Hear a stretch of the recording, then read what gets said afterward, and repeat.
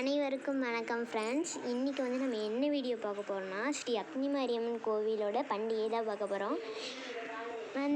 இந்த கோவில் வந்து எந்த ஊரில் இருக்குன்னா, ஈரோடு மாவட்டத்தில்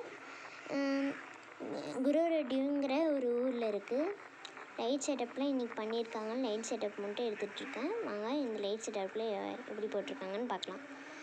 இங்கே வந்து இந்த கும்பாபிஷேகம் எப்படி ஆரம்பிக்கணும், ஃபஸ்ட்டு எடுத்தோடனே கம்பம் நடுவாங்க. கம்பம் நட்டதுக்கு அப்புறமேலு யார் யாரெல்லாம் நடைபாதை போடுறாங்களோ அவங்கெல்லாம் விரதம் இருப்பாங்க. விரதம் இருந்து ஒவ்வொரு நாளும் வந்து தீர்த்த குடத்தில் வந்து மஞ்சள் தண்ணி வந்து அந்த கம்பத்து மேலே ஊற்றுவாங்க. அதை ஊற்றி முடித்த அப்புறம் லாஸ்ட்டையும் வந்து கும்பாபிஷேகம் நடக்கும். கும்பாபிஷேகம் நைட்டு வந்து நடைபாதை போவாங்க. அந்த நடைபாதையில் வந்து விடிய பாதி பேர் போவாங்க, பாதி பேர் இருப்பாங்க. இதுதான் அந்த ஸ்ரீ அக்னி மாரியம்மன் கோவில். இந்த கோவிலோட பண்டிகை ரெண்டு வருஷத்துக்கு ஒருக்கா தான் நடக்கும்.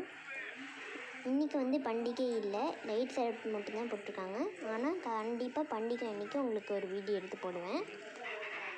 இன்றைக்கி வந்து அந்த லைட் செட்டப் மட்டும் எடுத்துடலான்னு எடுத்துகிட்ருக்கேன்.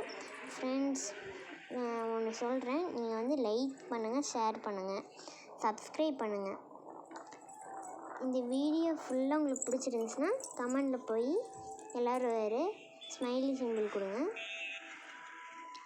இதுதான் லைட் செட்டப் போட்டிருக்காங்க. இவ்வளோ பண்டிகை பக்கத்தில் நெருங்க நிறைய லைட் செட்டப் போடுவாங்க.